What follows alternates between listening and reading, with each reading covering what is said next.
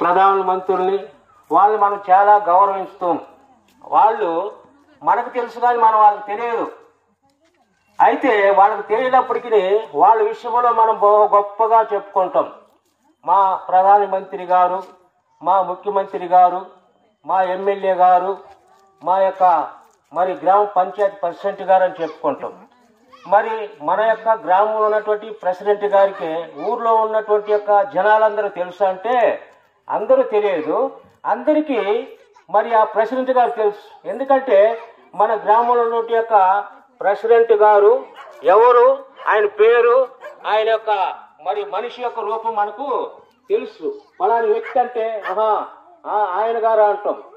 అయితే ఈయన అందరికైనా పైనున్న ఆయన, ఈయన సర్వసృష్టికర్త అయినటువంటి యొక్క దేవుడు, సర్వాధికారం కలిగి ఉన్న దేవుడు, సర్వసృష్టికి ఆధారభూతుడైనటువంటి దేవుడు.